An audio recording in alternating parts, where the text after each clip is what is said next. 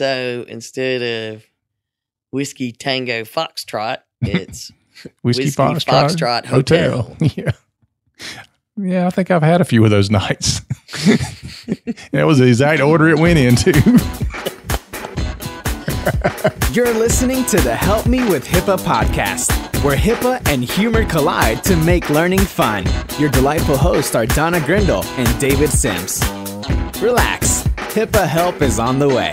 Hello, this is Rich Hervig with Brightside IT out of Atlanta, Georgia, and you're listening to the Help Me with HIPAA podcast. Thank you for that intro. I'm David Sims of HIPAA for MSPs and Security First IT. Joining me is Donna Grindle, hunkered down in Carden. Carden International Headquarters now. Yeah. So you below ground? Yeah, it's Carden Cave. Card Cave? The Carden Cave. Are they allowing you outside the house? Only in my own yard. So you're like the pet, right? Just let you out in the backyard? Yep. Do you hike your leg up on a tree? I have to stay within the fenced area. You should do that anyway. Should always stay within the fenced area. It's the only difference for us is what work we're doing. Yeah. It's I have my daylight basement office, I have a door I can escape down here. And that's normal work for me. So yeah. So for a lot of people, things haven't changed a lot. If you're a work from home type person anyway. Yeah, that's the biggest change for a lot of people is not going to the office. Now for me, it's I can't go anywhere, like anywhere. Yeah, that's a bad thing. So if you've been listening to the podcast for a while, you've heard enough of my respiratory issues. Yeah, no kidding. Whether I mention them or not, it's obvious I have them. So, anyways. Well, we usually don't have to do this, but I think now we have to kind of tell people when we're recording because things are changing so rapidly. Yes. So, as we record this, it is March the 20th. I was like, it is March, right? Yeah.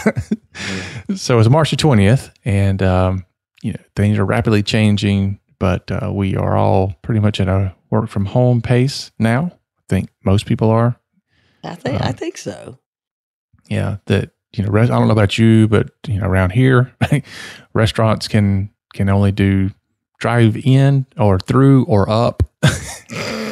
So, which I did go to a restaurant a couple of days ago just to, give them my business, and they were actually pretty busy.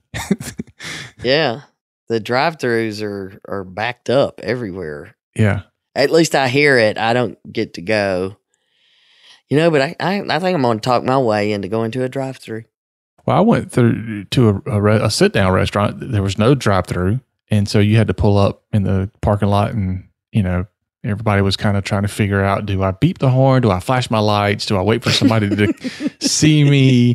How do I get somebody's attention? And just it was a local burger dive, so it's not like a big restaurant, but the one poor lady was running in and out of the restaurant just as fast as she could go, grabbing orders and taking orders. And I mean, it was, I'm looking at this, and really my first thought was, this is how it used to be, right? You used to have people that came to your car and took your order. And I know Sonic does that, but that's the way it used to be everywhere. Everything we have the varsity here in Atlanta. What do you have? What do you have? What do you have?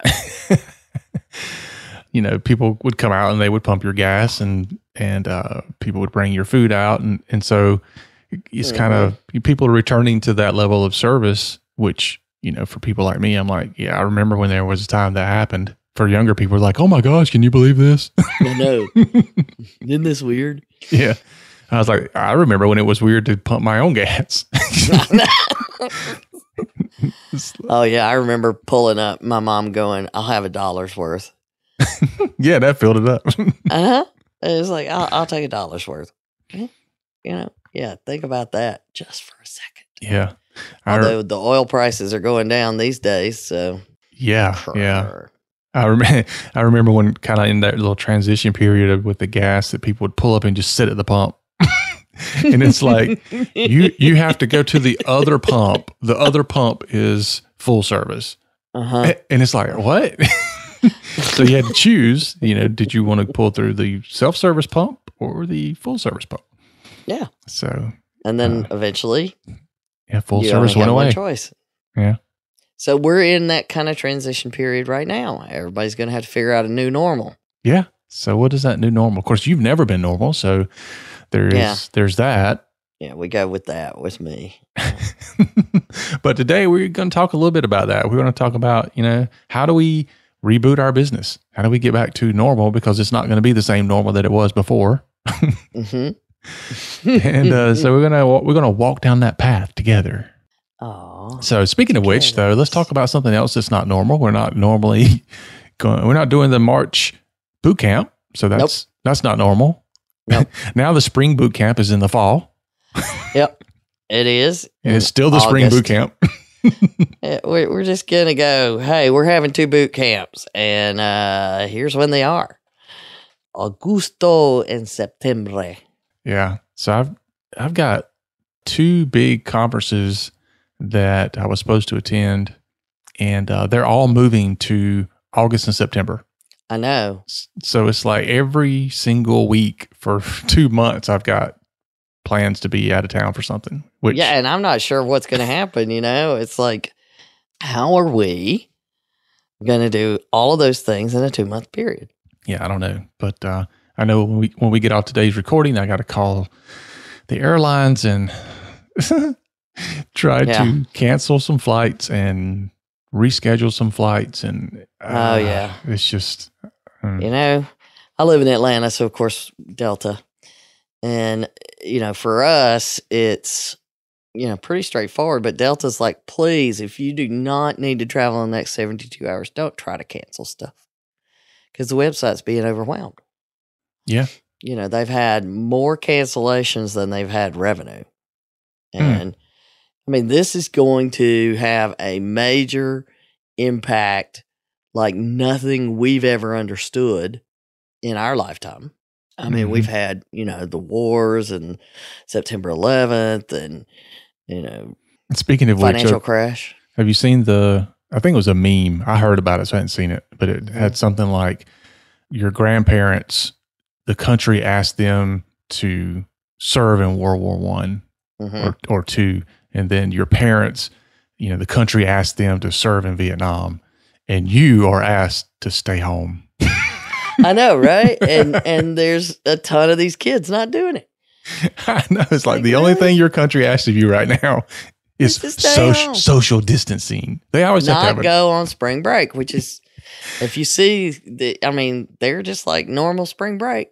Yeah. It's like, stupidity still runs rampant, apparently. Yes, I said it. Their brains haven't really matured until what, 25? I think it's now 95. I don't. It's like, I'm sorry. I'm sorry your parents did drugs and you came out stupid. Yeah. Yeah. That is a whole new pandemic that we can't solve for. No. What is it?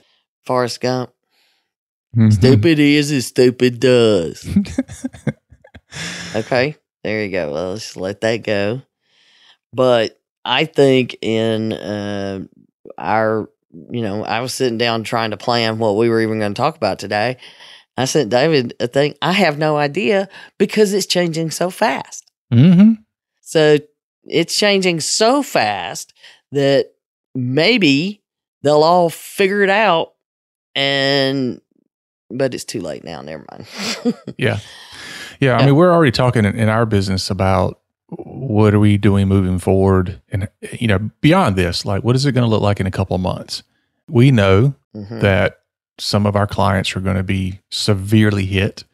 Yeah. We're already getting phone calls asking for delayed payments and things like that, which is going to affect us. Mm-hmm. And we're looking at, okay, do we need to start calling vendors and asking for the same thing? Do we need to cut costs in other ways? Hopefully, we're trying our best not to cut employees. Right. And, and then on the other side of this, if all the work from home stuff is working great, do we want to just switch to a completely work from home model and not have an office, and just lots and lots of questions. So I'm a big fan. I've been doing that for over 20 years. So we're gonna dive into some of those questions today, because I think that those are things that businesses need to be asking themselves. What is it going to look like on the other side? Are we going to go back and try to do the same things we did before, or are we going to make some changes? And I think even if you're in a business where you can't choose to work from home, on the other side of this, there's still some changes that you need to make. Yeah. I mean, there's a lot of things that we all need to reevaluate in life. There are a lot of things that we have to reevaluate. And it's not just those parts, but we have to, from a business owner perspective, how are we going to reboot the economy? How are we going to reboot our businesses? Yeah, lots of questions. Yeah. I mean, just like you said, I mean, you're changing. There's not a huge change for us, so to speak, me and my business. But when everybody else, all of our clients are trying to get back to the new normal, they're going to rely on us to help them figure these things out. So I'm trying to be prepared for the questions and the requests we're going to get on the backside of this. As particularly as hard hit as healthcare is going to be. Financially, in many cases, other than surgery, they're able to continue to treat patients. Elective surgery that's not absolutely necessary is being put off just simply because the sheer volume of infections and reducing exposures and all of those kind of things. But those things will happen on the backside as long as people have insurance and they can pay for it, which is a whole nother discussion we're not going into right now.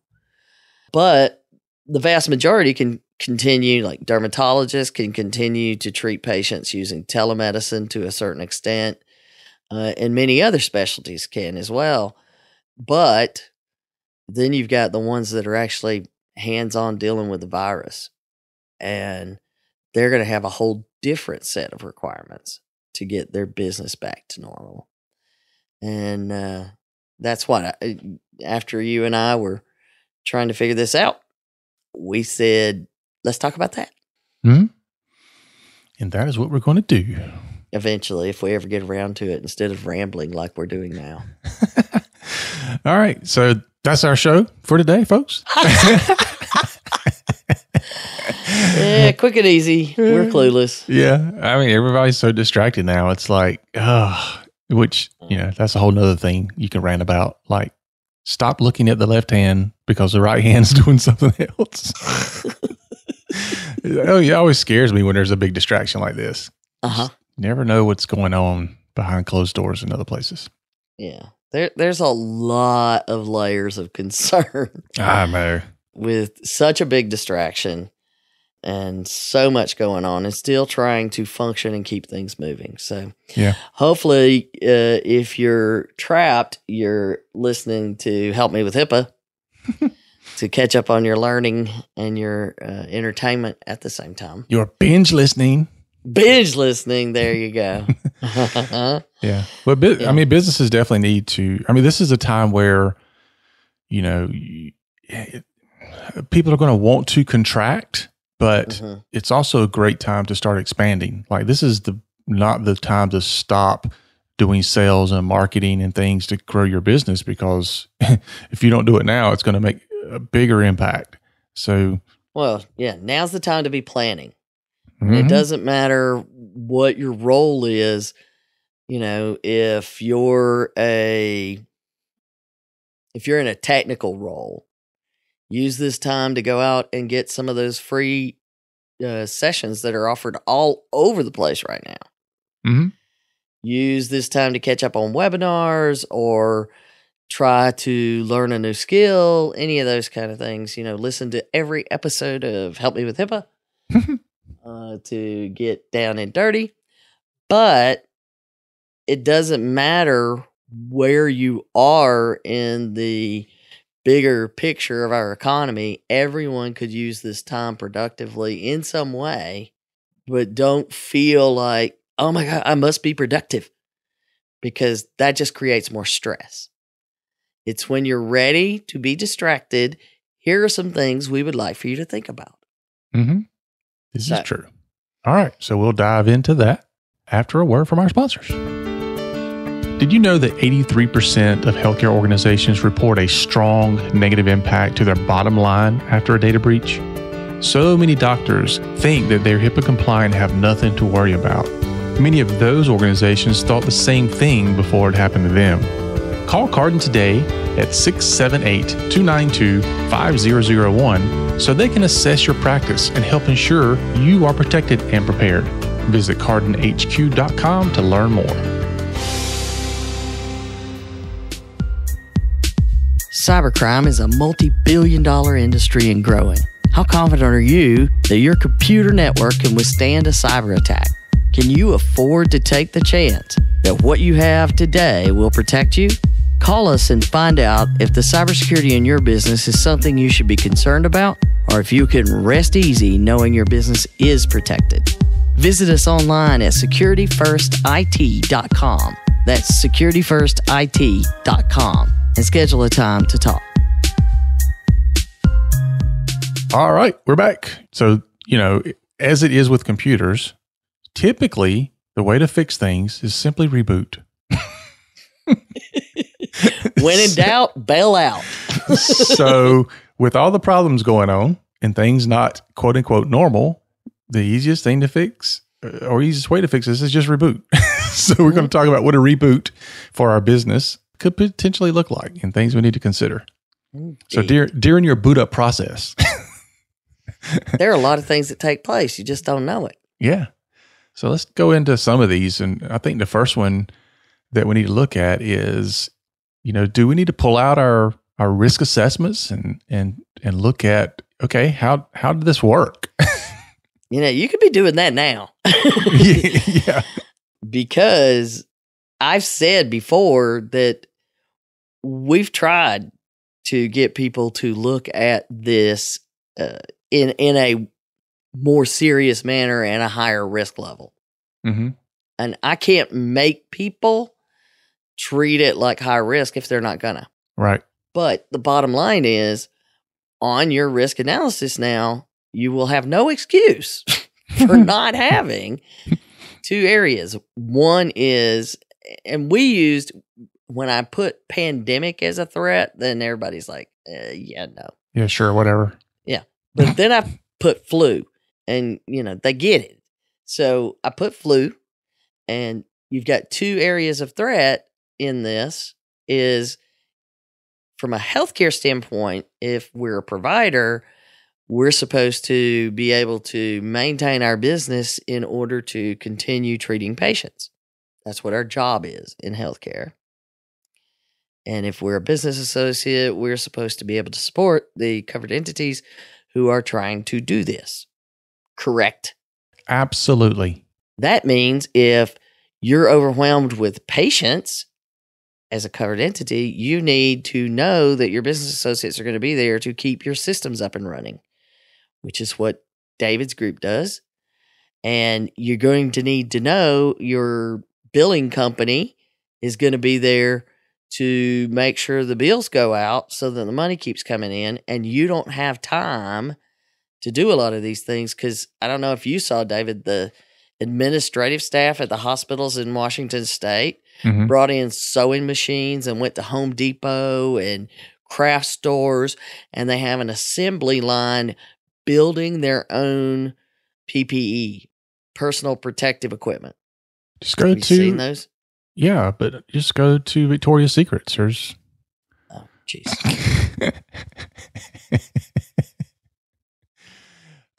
Anyway.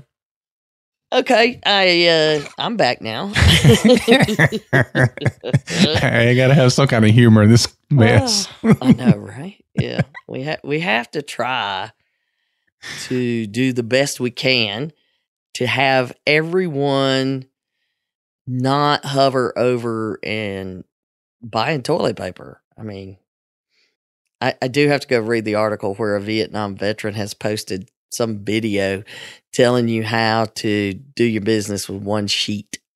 Oh, there you go.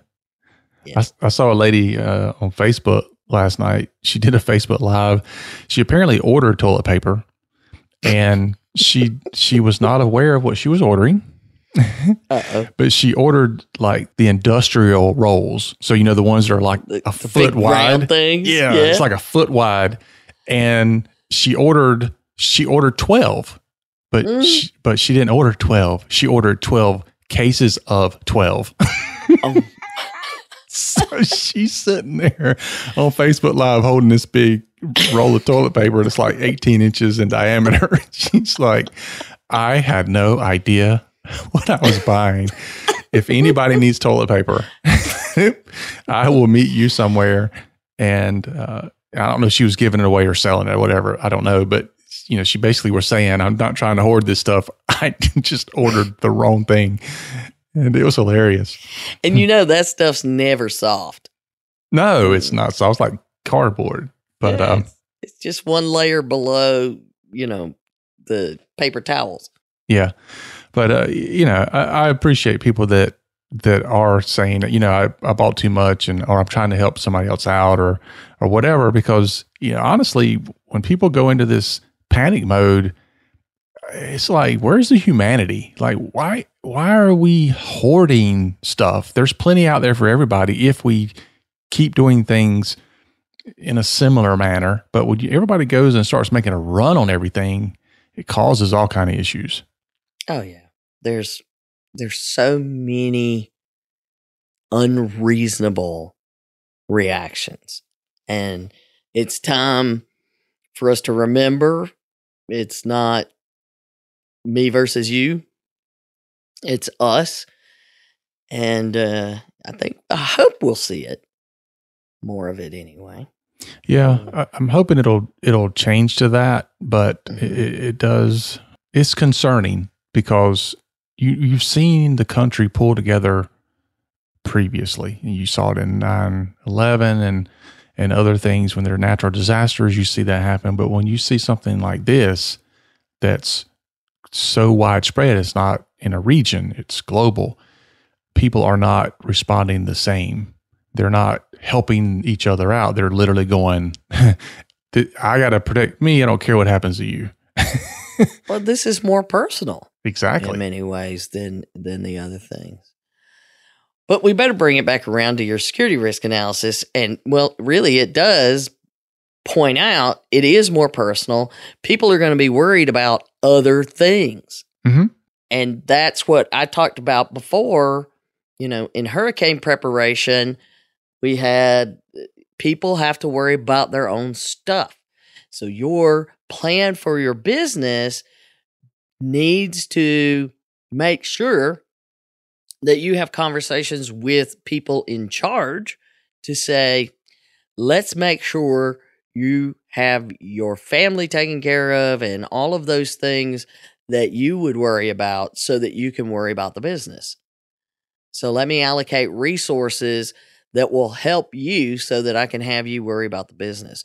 Or I need to make sure I have resources available to help me so I can worry about the business. Mm-hmm. Somebody needs to worry about the things so that I can focus on the business because it is personal. Yeah, Each and every one of us are, you know, there's a lot of people who know somebody we lost in the terror attacks of September 11th, right? Mm-hmm. This is each and every one of us is under a threat. Right. And it changes the way everyone functions. Clearly, when you see people like pulling hair in a grocery store aisle over toilet paper or water, and neither one of those things have anything to do with the coronavirus. Mm-hmm. Nothing. When you have that happening, how do you think people are going to, you know, be able to focus on their normal work? Well, we're seeing that right now. Yeah. On your security risk analysis, David, where are you going to rank a pandemic? Nowadays, I think I would rate it pretty high. Do you think after this is over, you should still rate it high? I think so. And would it behoove us to make sure we never rate it low? I think now that people realize that, hey, this could be a thing, that, yeah, it should always be a high rating from here on out. But is it, this is 100 years since the last time we had anything like this, which ironically, that's called the Spanish flu. Yeah. And history says it actually started in the United States right at the end of flu season. And then we took it to Europe and it really took root in Spain, which is why it's called the Spanish flu. But thank you, Spain, for taking on that history when we created it. It's payback. Yeah, but there's a reason that they don't name it those kind of things anymore, because especially today, I mean, if 100 years ago people were able to move it across to Europe from the United States, now granted it was World War I and they were sending soldiers, but if they could do that 100 years ago, move it from across the Atlantic, then today, yeah, this thing's going to spread. Any country that doesn't report any cases, everybody's suspicious of them. So maybe the viruses created humans so that we could build boats and planes to get them across the pond. There you go. You never know. We shall not ever speculate on how this thing came about, because you can see there's so many of these things out there now, and they're mutating and changing and adapting to us and everything that we do. And once they hop from animals to humans, and granted, there's a million ways everybody always comes up with how these things moved. We had the swine flu. Then you have mad cow disease, the avian flu, all of these things. And this one, they just don't know.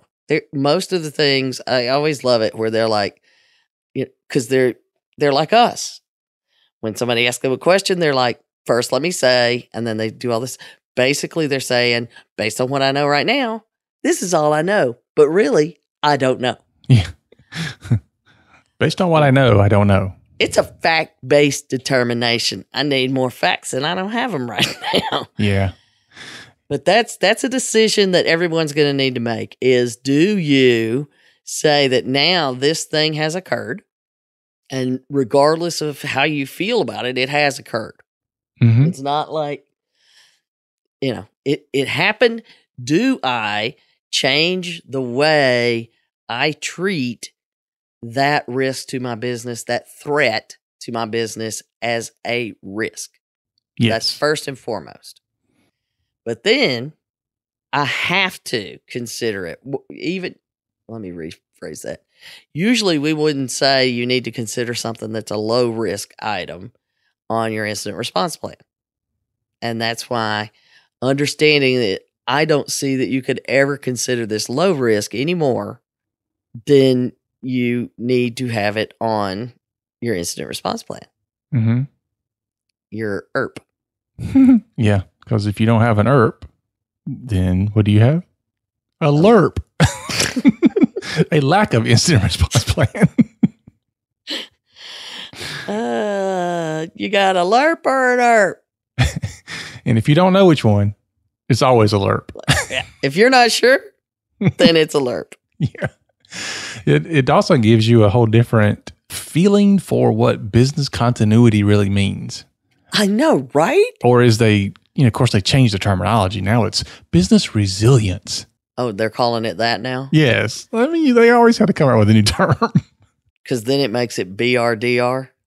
Yes. Bathroom, dining room. I have seen it say BRDR. Business resilience is the thing now. Well, just because you feel like you need to create a new name, it doesn't matter. It's the same thing. Can we keep our business up and running during hard times? That's what it means. We kept telling people, you got to worry about these things. I mean, how many times would we have that discussion, and that we've talked about it on an episode so many times it's not worth counting? Yeah. That the importance of understanding you need to have a plan. And be careful of who you're talking to, because to some people, a business continuity plan means that you're able to recover from your backups. I know that's something that we've always battled. And I think this will give us a great opportunity because, we would say, oh, you need to have a ransomware plan. Well, I have a backup. Yeah.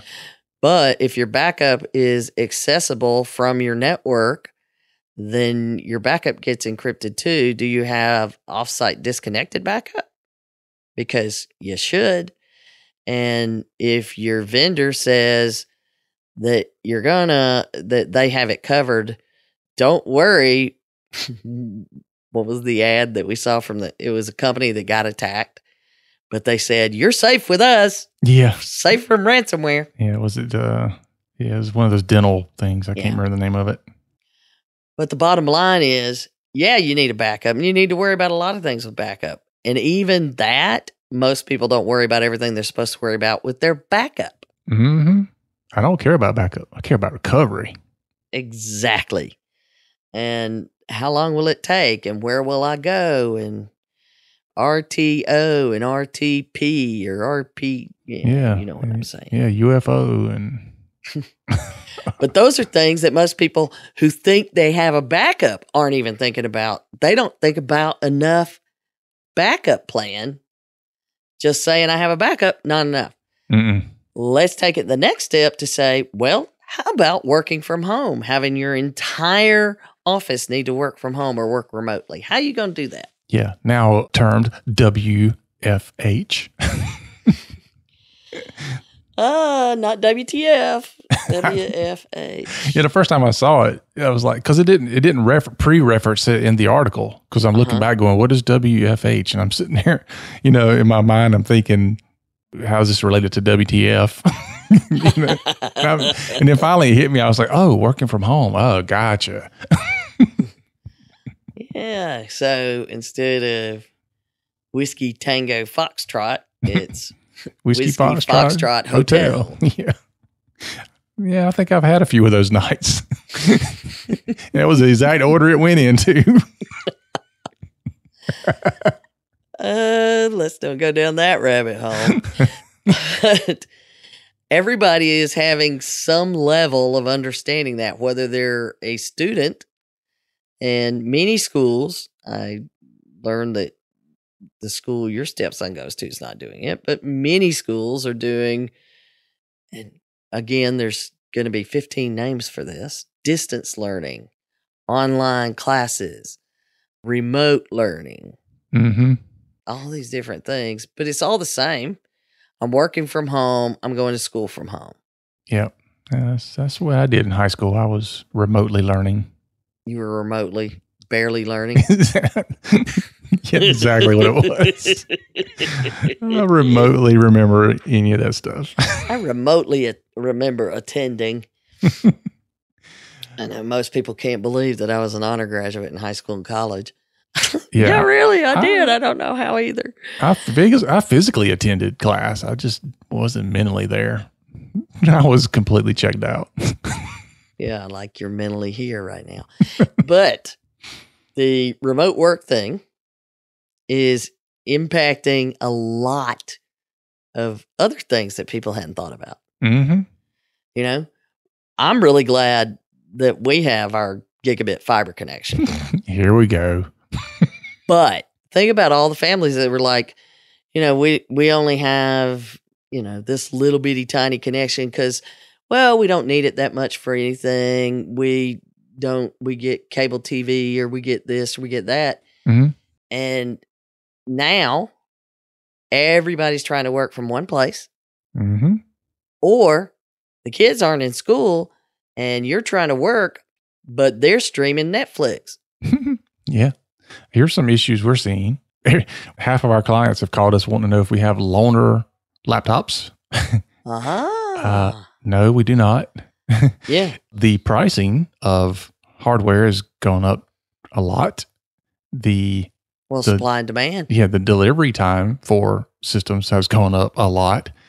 We are having people that are able to work from home they realized that, the computer they bought 6 years ago was not able to connect remotely. Not working so well. Yeah, not able to do it. So, yeah. And then it's like, okay, we can work remotely, but I need to print back to my home. Okay, well, sometimes that's easy. Sometimes that's not so easy. I know, right? When I've got a printer that requires a Windows driver and I'm trying to print something from a different kind of machine that doesn't support that specific Windows, I mean, it gets complicated. Yeah. Yeah. So we're running into a lot of issues with people working from home. And I'd say it's a toss up between people that don't have machines and then the people that are trying to work from their home machines, which are old and decrepit and running Windows 98.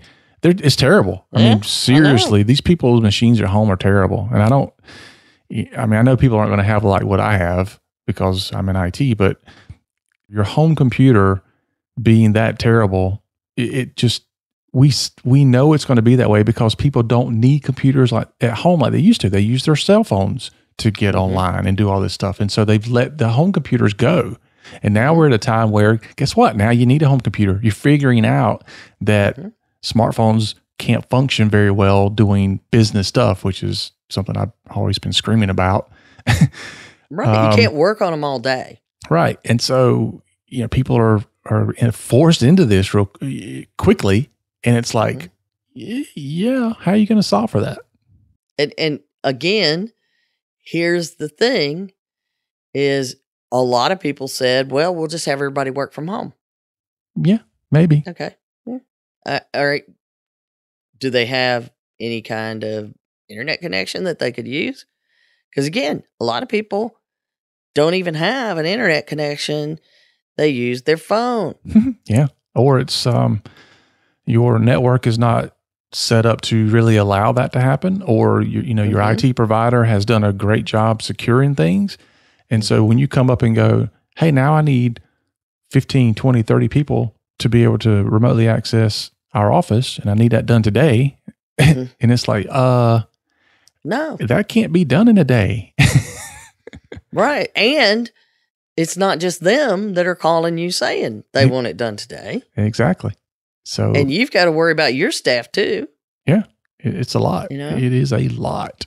You want them to show up at your office and configure all these things because I didn't plan for this. Mm-hmm. And I've heard MSPs say, we're not sending people on site. We are not sending our technicians to your business. Yeah, we can't. So, I could say, though, honestly, in healthcare, I would feel obligated. That's just me. But they hired me to keep the systems up and running. And when I signed a business associate agreement, I said I understood that this could be a situation. And my job is to keep those systems up and running so that they can treat patients. Mm-hmm. I committed to that. And just like they should have an incident response plan that includes that kind of stuff, I should have an incident response plan that includes that kind of stuff. But it's just one woman's opinion, I know. Well, I don't know if you remember, I think it was last week, I told you we had a client that when we asked them what their plan in response to this was going to be, they were like, well, we're not in infectious disease. So what we're not even looking at it. Have you heard from them since? They're in full freak out mode. Yeah. And we asked them 2 weeks ago, what are you going to do? And they acted like this was not going to affect them. Yeah. Why are you asking? I don't understand. Because now, I feel good that, we were super, super busy until like 2 days ago, getting people ready for telehealth that they're trying to do on the fly. And it's not like they didn't have telehealth before. They didn't have telehealth designed to do this volume. Right. Right. They would do like 1,500 visits across an entire system for a month. And now they're doing twice that in a day. There's a difference in having telehealth and having telehealth that can handle that. Mm-hmm. What about productivity working from home and, not not getting all crazy. Because, working from home is not for everybody. It sounds great. Like, oh, I want to work from home. Yeah. And after you've been working from home for a few days and you're not around anybody else, or you have all the distractions and your kids are going nuts and all that, you're like, dude, I would give anything to go back to the office. I saw a great meme that said something about how to work from home. And it was this woman that was sitting at her little desk. She had set up with a computer on it, 2 monitors, looking good, got her headphones on. She's looking good. And then when you realize you get panned down a little bit further, there's a rug behind her with 3 children literally tied up and tape across their mouth, right? Mm-hmm. I saw that one. Yeah. But I love the comment of a cybersecurity guy, Chris Roberts, that I follow online, and he's got a great sense of humor. He's super, super smart, and he drinks whiskey, my kind of guy. But he posted a comment on that meme that said, "Yeah, but you got to catch them first."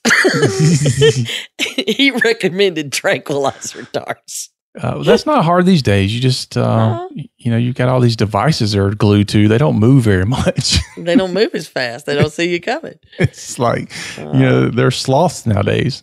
Mm-hmm. Yeah. But that productivity is impacted by not only your family. We were talking with a friend of ours, is an attorney, and she's a criminal defense attorney who has to go to the jail. And we haven't even talked about the impact that this could have on healthcare that has to work with the local jails. And we have a client that does that. It gets in the jail. How are you gonna social distance them? What are you going to do? So there's other issues along those lines, and she's got to worry about, anybody that's in there that I can get out. I need to get them out because I can save their life. But at the same time, her husband is working from home, and her 2 grown children are also going to be at home. Well, one's a senior in high school. One, it was on her semester away in Australia and had to come home. But she's like, the house is going to be full of people. I don't know where I'm going to work. So the productivity itself, not what everybody thought it was going to be. Yeah. And just the fact that you feel this need to go see how many cases there are. It's like now that number keeps going up, and it's almost like, what's the score of the game? I have to keep checking it. I don't know how other people are productive. I know it's hampered our productivity just because you're distracted by it. Yeah. Are you distracted by it, David? I've kind of not practiced following the news a lot, and during the day when I'm working, I don't follow Facebook and things like that either. So I don't do Facebook at all. So. Yeah. So I tend to kind of isolate myself during working hours anyway. So it hasn't been that big of a deal. So what I end up having to do is, like, on my way home, I'm listening to the news on the radio, or I try to catch what's going on, in the evenings. But during the day, I've pretty much created the illusion that I am isolated from the world. Well, I'm on these listservs where everybody's sending all this information, and it's with healthcare providers. So I have to be in there. I've already handled the fact that they came out and said, you don't have to use secure apps for telemedicine. Mm-hmm. I don't know about you, but let's get this down right now. I don't recommend doing that except as a last resort. Yeah. Because we both know if the patients and the clinicians ever get started doing it not secure, it'll just be brutal to get them back into a secure environment. Yeah. Because once they start, good grief. I mean, it's great that they have the option to do that, but if they can make sure they understand that is temporary and it is not best practice and it is not compliant. And they need to make sure that they say that to their patients that this is not secure. Yeah, absolutely. Because the last thing you need is something getting out. They at least said don't use like Facebook Live. It's funny that you even have to say that, but yes. I know. It seems logical to me. However, yeah, comma. right. But needless to say, when we look at all the things that we're going to have to do, you need to take the time, and I know it will be crazy, but take the time now and start making notes about what you would do differently and how you would plan things. Would you have someone who can get you spare computers? And we've talked about that over and over, David. How many times do we talk about people, oh, well, IT, if you have to replace all your computers, how are you going to do that? Oh, I just call IT. Yeah, not likely to happen. Again, I'll just call IT along with all of the other clients that the IT provider has and expect them to be just sitting there waiting on your call with all the computers you need. Yeah. And in this case, especially with computers, most of the parts come from Asia. And not just China, but all over Asia. And I remember when the flooding in Taiwan had flooded out the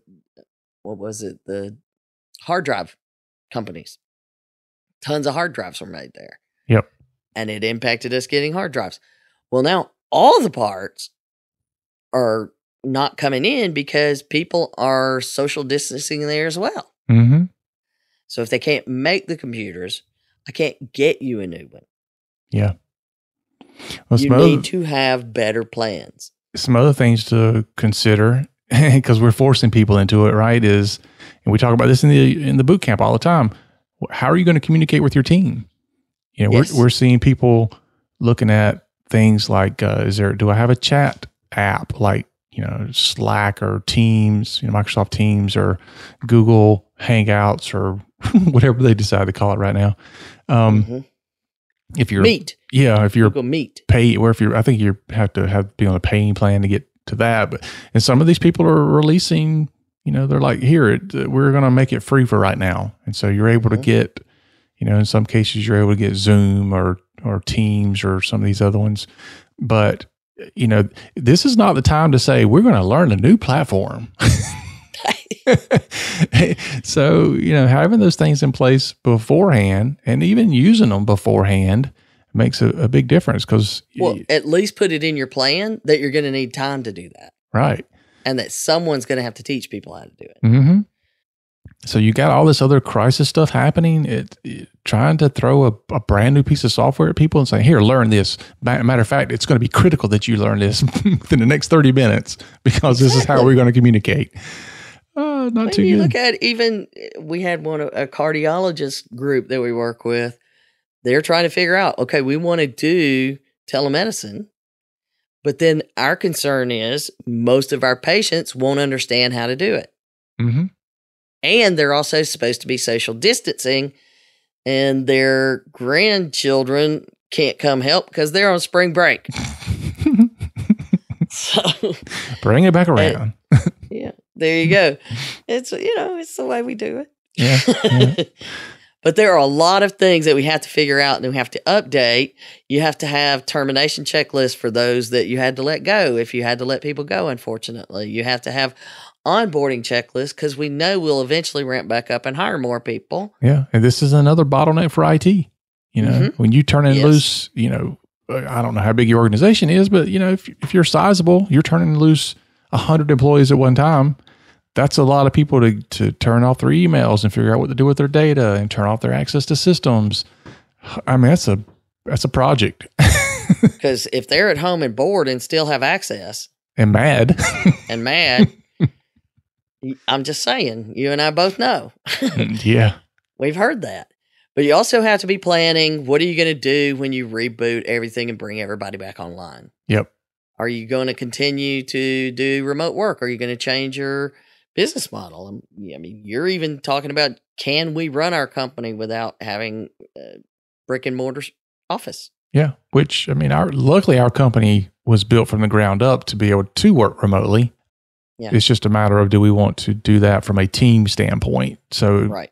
it's a little different. The concerns I have are a little different. It's not, can we do it? It's, the health of our people. Do you want to do it? Right. And, but yeah, so the other thing is, people are always talking about, should I stay on premise with some of my stuff? Should I go to the cloud? I think that's another question that's going to come up, because obviously there's some advantages and disadvantages no matter which one you pick. Yep.